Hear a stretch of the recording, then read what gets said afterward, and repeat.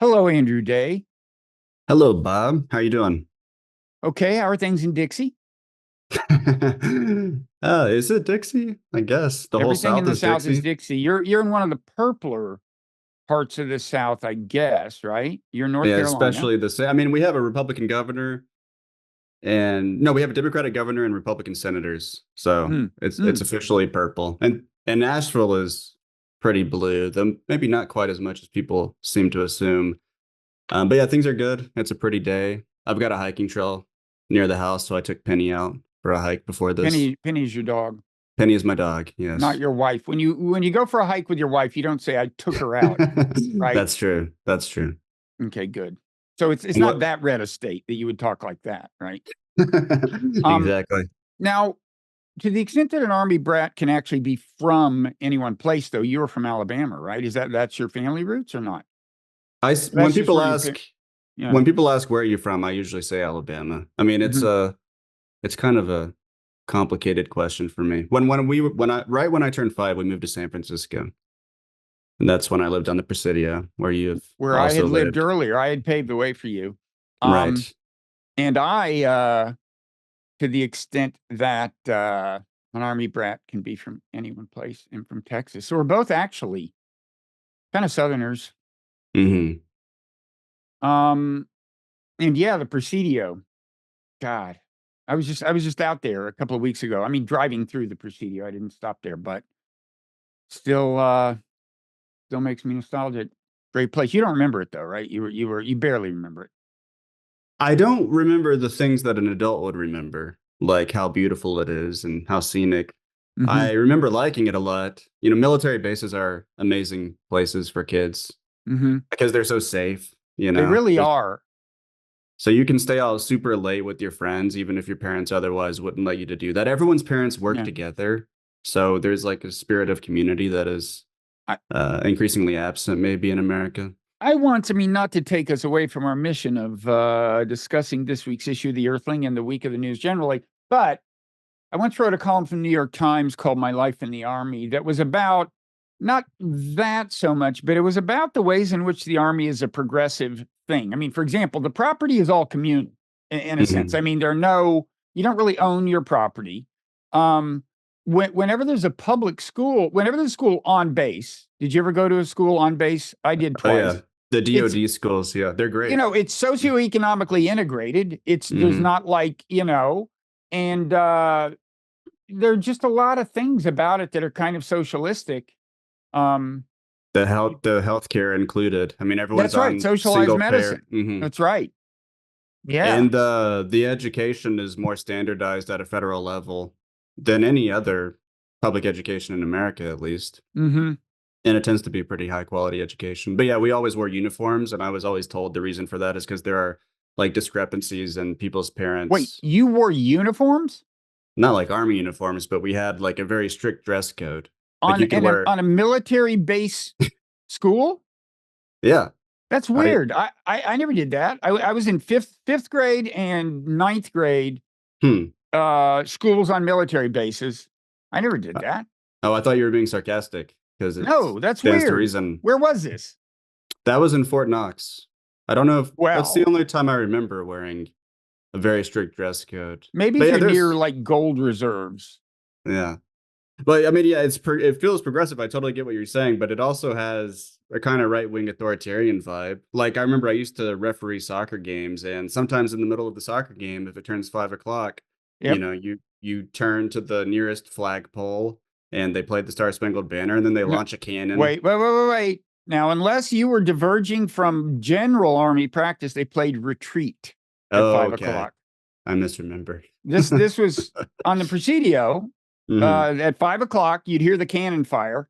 People would stop their cars and get out of their cars if they were Yeah. driving. Hmm. Same at Fort Knox. Wasn't bad. Wasn't a bad life. Okay, so we digress. What's going on this week? Uh, Remind Well, we me. had decided to lead this discussion with an item from the Earthling that is not the lead item because it's a bit more topical. And maybe I can set it up. It's about Biden, it's about Netanyahu, the Hmm. Gaza war. So 3 weeks ago on March 9th, during an interview with MSNBC, Biden was asked what his red lines were vis-a-vis Netanyahu and Israel, and specifically whether an Israeli invasion of Gaza would cross a red line. And Biden said, yes. He said, quote, "It is a red line." Hmm. But now he seems to have changed his mind. I mean, arguably, one can make the case that Biden was kind of dithering even in that interview. I mean, he's Well, not exactly yeah. known for his cogency these days, but he did say, yes, it is a red line in direct response to a question about the possible Rafah invasion. And also, the White House has publicly and privately been warning Israel not to go through with the Rafah invasion. I know that Blinken, for example, Secretary of State Antony Blinken, has been telling Israel they'll be isolated on the international stage.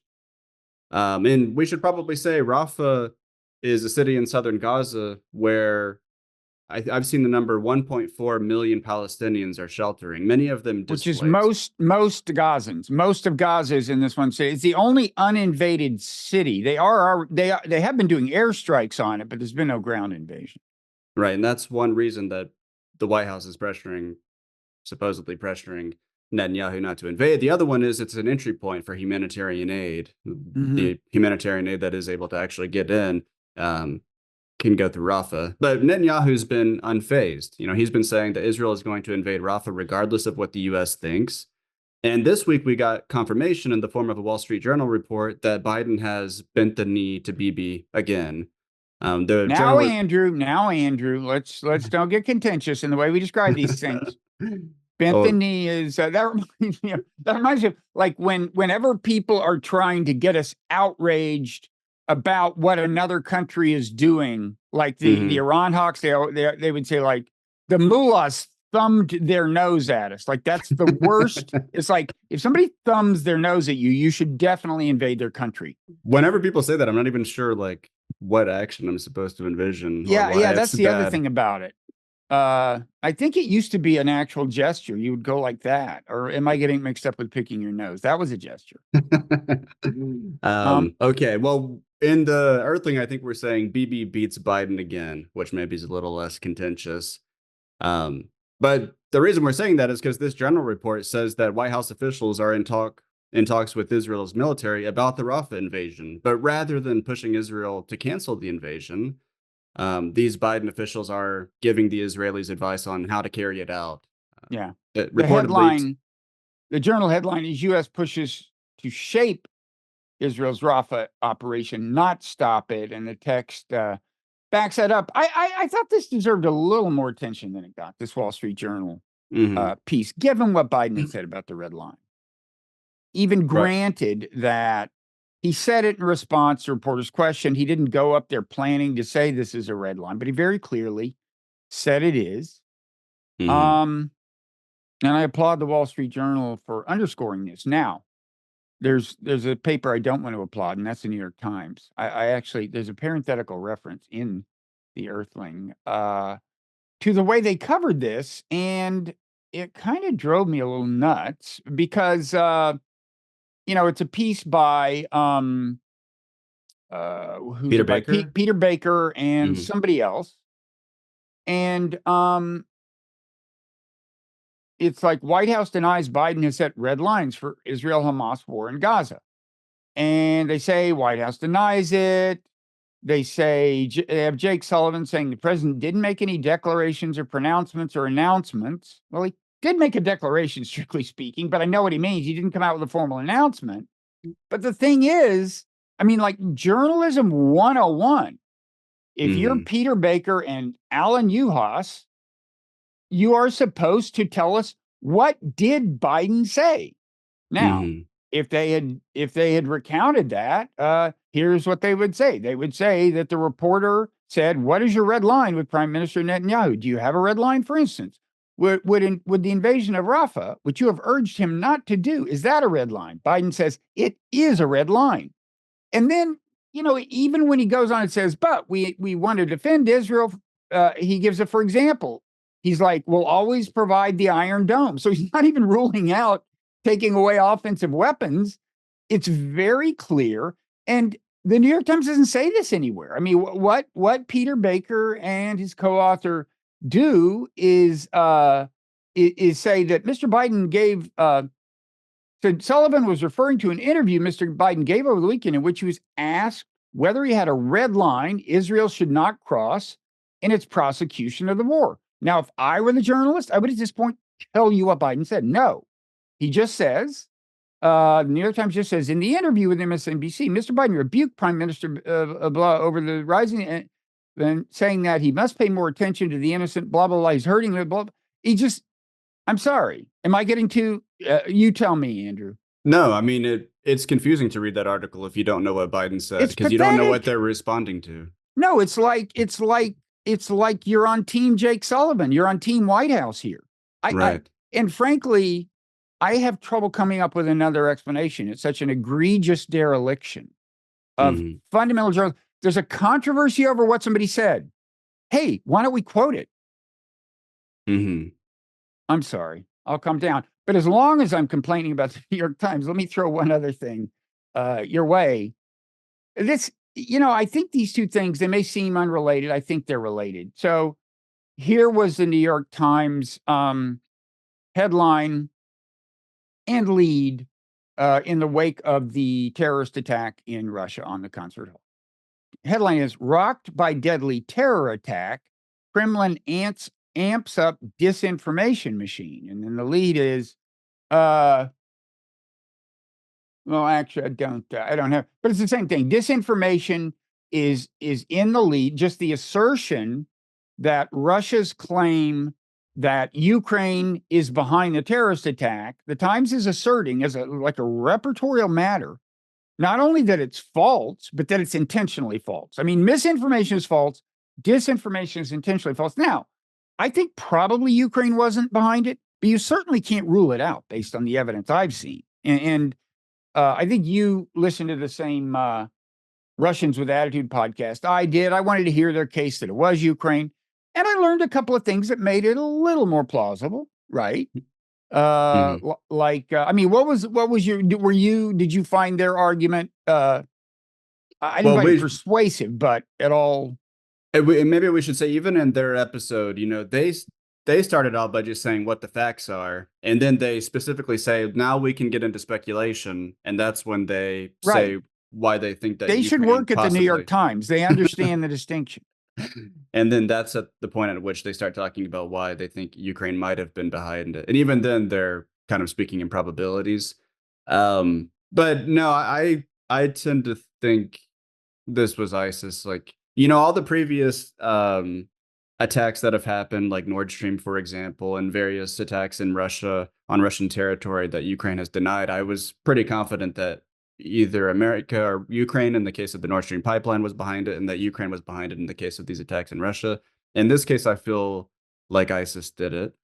But what's your impression? No, I think ISIS probably did it. I just think there's enough room that the New York Times is way out of line asserting that they know, that their reporters know. This is not like an op-ed. Their reporters know that it's false. I mean, the main thing, I guess, that got my attention in that podcast, if they're right about this, and I think they probably are, they tend to get this kind of stuff right, which is that ISIS, I mean, these guys are the guys who did it are definitely, Islamist extremists or something. Even Putin says that. Yeah.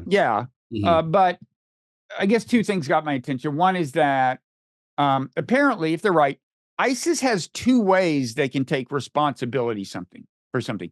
If they do it, like if they ordered it and their people did it, the ISIS-K, they say they have one way of describing it.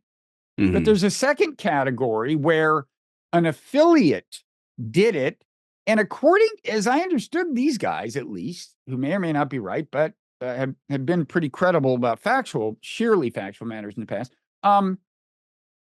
If somebody calls them and kind of pre-registers the attack, like it doesn't have to be somebody they know, but supposedly, if you call them and say, "Hey, we're your brothers, we're pro-ISIS, and keep an eye out for like this town on this day, see what happens," that's us.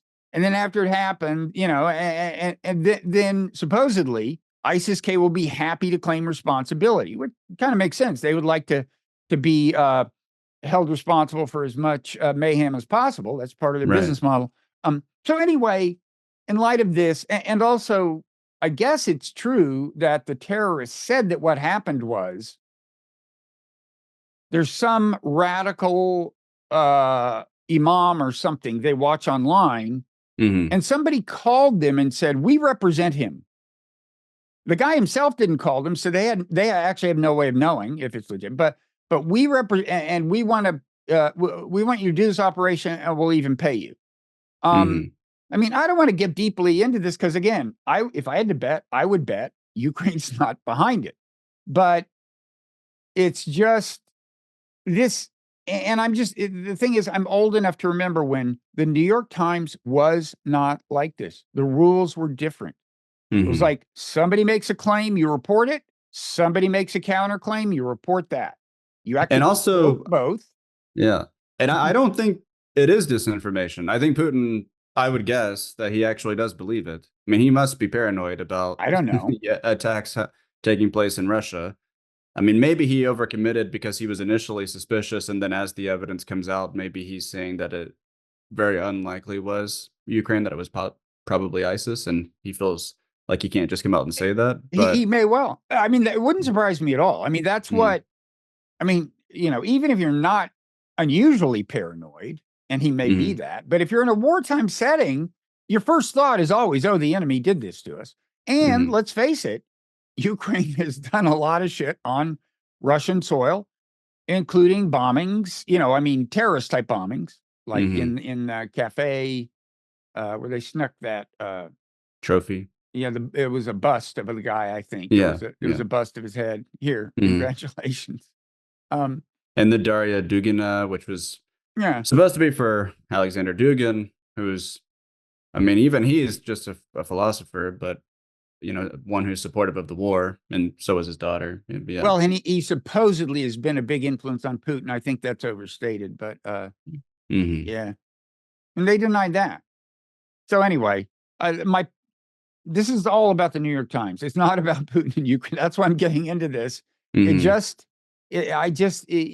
to me, it is symptomatic of what's happening to America. Just that there's I don't know where you turn to for objective coverage anymore.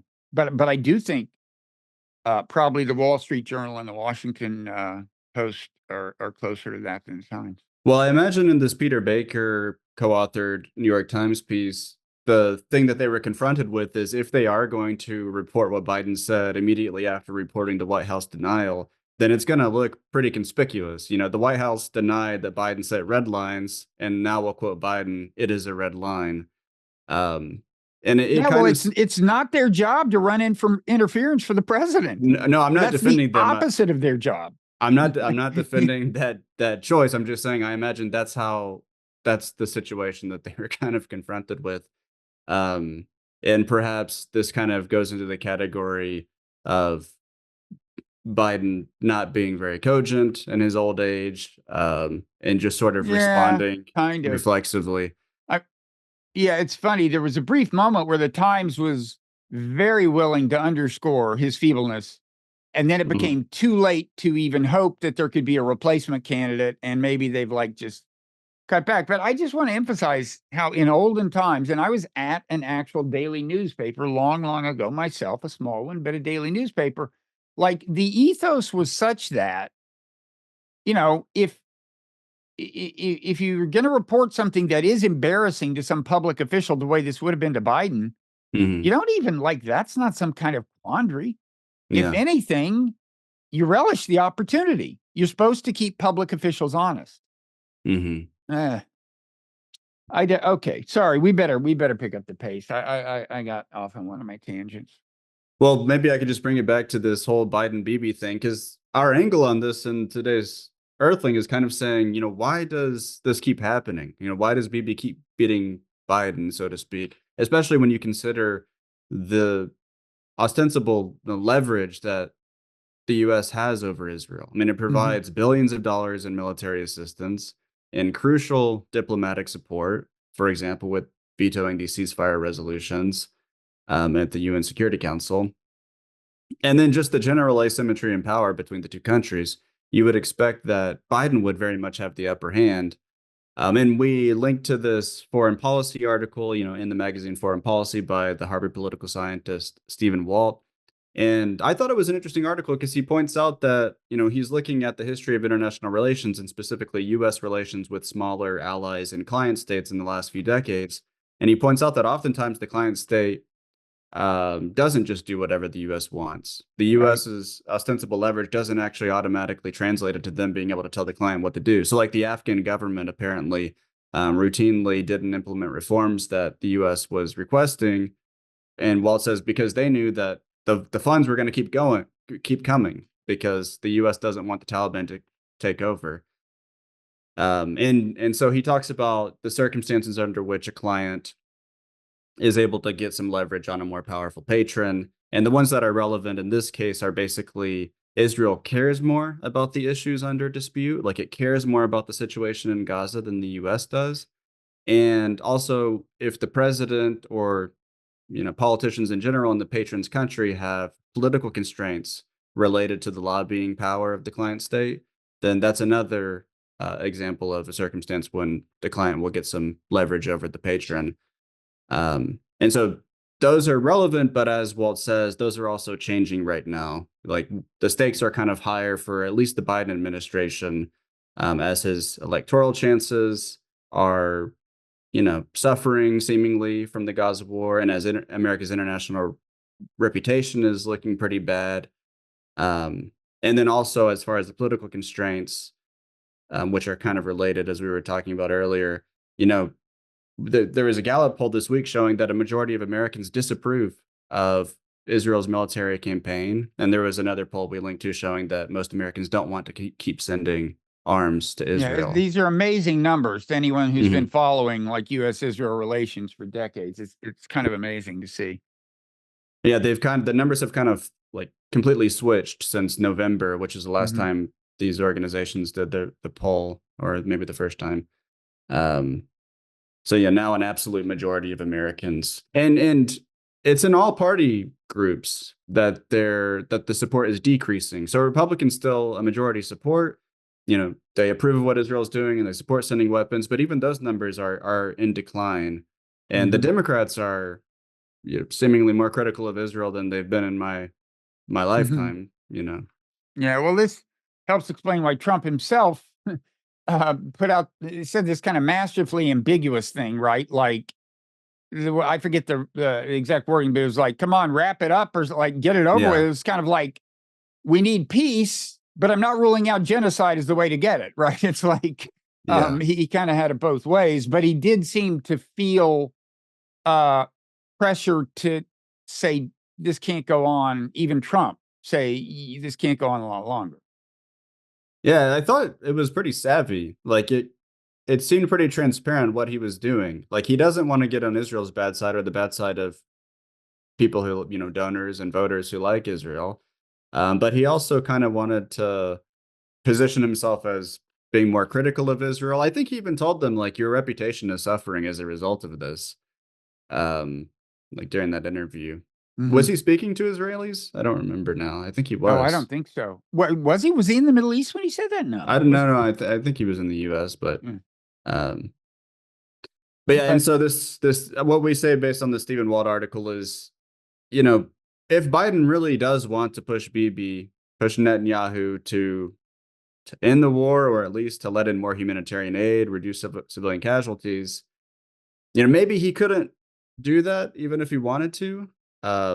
But probably the political opportunity hasn't been more ripe than it is now to do that since and this whole thing started, at least. I mean, Walt says like, uh, even if he can't get Bibi to comply, there's an argument for just cutting off the aid, in the name of American interests and, for that matter, moral considerations. Right. Um, Now, Walt, of course, co-authored with John Mearsheimer the book "The Israel Lobby," which is all about political constraints on American politicians when it comes to Israel. But he's emphasizing that landscape is changing pretty fast. For the time But it's being, kind it is. Yeah, I was kind of wondering, or the thought just occurred to me. I wonder if America's need to seem like the hegemon kind of restricts its options sometime.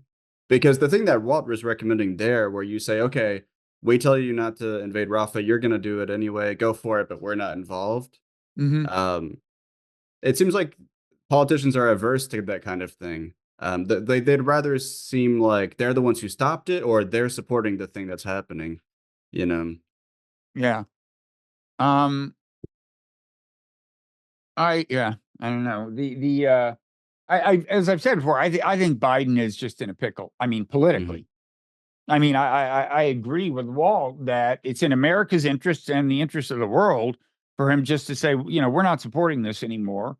But uh, he's not going to do it. And I think one reason is because there's no good way out politically for him, because the pro-Israel forces are still strong.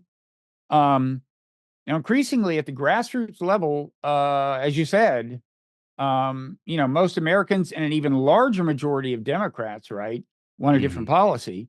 But there's donors, there's various other kinds of elites that he's mindful of, and so I don't know what he's going to do. Um, but things aren't getting better. So we could either move on to a totally different topic, or there are some things related to this topic that you might want to talk about. Like America allowed the ceasefire resolution to pass at the UN Security Council. They abstained. The other 14 members voted, and then they applauded after it passed, which I've never seen. Like America didn't applaud, but all of the other countries did. Um, and then later, Matt Miller, the spokesperson for the State Department, said that that resolution was non-binding. John Kirby, who is some sort of spokesperson for the National Security Council, um, said the same thing. The UN ambassador said it's non-binding. So they've been trying to kind of downplay it. I don't know if you want to comment on that. Well, I was kind of outraged because I mean, as a rule, the difference between a Security Council resolution and a General Assembly resolution is that security resolutions are law, and General Assembly resolutions are more like advisory or expressions of sentiment or something. Now, you told me, but I haven't looked deeply into this, and you told me that there did seem to arguably be some loophole. I mean, the phrasing was that the Security Council demands, right? Hmm. Ceasefire, and also demanded the release of the hostages. And that's the reason this didn't seem to me like a huge departure from what the U.S. had said in the past. It has seemed like it was okay for Israel. It was okay with Israel if Americans said, we want a ceasefire now, like so long as the hostages are released. Now, this wasn't conditional in either direction. And that's maybe the thing that Netanyahu um, didn't like. At the same time, it wasn't nearly as strong as some of the resolutions that the U.S. has vetoed. But anyway, I would think when a UN Security Council resolution says we demand something, um, that's imperative. That is meant to be binding. So in any event, it's frustrating to see the State Department itself and also our ambassador to the UN kind of minimizing the significance of a Security Council resolution like in this way. And of course, it Hmm. was in response to Bibi complaining about the thing. Uh, Hmm. John Kirby, I think the National Security Council spokesman, said, he doesn't need to create the appearance of daylight between us, where there's no daylight, Um, and so this whole kind of push about it being non-binding and so on was seemingly in response to Israeli pressure. And of course, I'm a little more passionate than the average human being about international law and kind of not diminishing the significance of it, which the administration seems to be doing here. Yeah, I mean, I think that's why it's notable. Because from a realist perspective, you could say that this resolution isn't binding. International law in general isn't binding because it's not backed by the power of the sword. But, liberals who talk a lot about international law and the rules based order and stuff, they're not supposed to take that perspective. They want some kind of normative influence that is respectable that for the UN. And yeah, I always thought that UN Security Council resolutions were you know what constitutes international law is a little fuzzy, but I always thought that that was one thing that did go into the category of international law. Um, but I saw that there were some debates that were a little too exotic for me to totally understand about some Security Yeah. Council resolutions don't technically count as international law. And I'm sure the Uh, US, if it's going down that route, it's totally just because it's politically convenient for them to do I'll have to so. look into that more deeply. But I would say that there's a whole industry, like there's a whole of kind of like lawyer types and even, nominally legal experts whose like job is to diminish the significance of international law.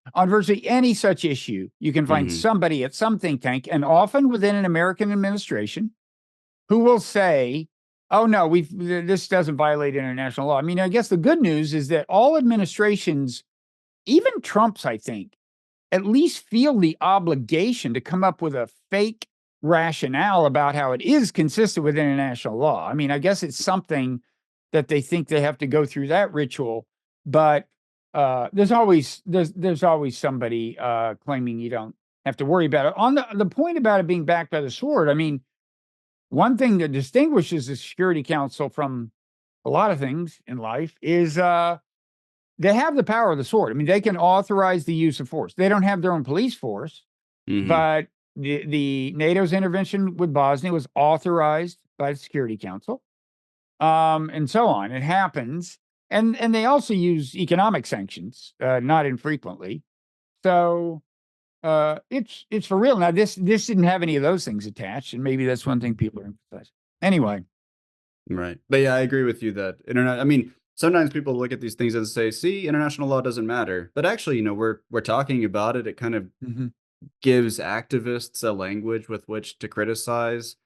In this case, Israeli policy on Gaza, and it gives journalists yeah, something to say when they're criticizing, the American spokesperson for the State yeah. Department, for example.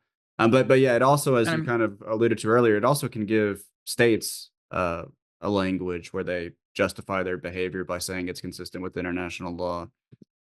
I mean, one other thing is, strictly speaking, it is internationally binding, even at the national level.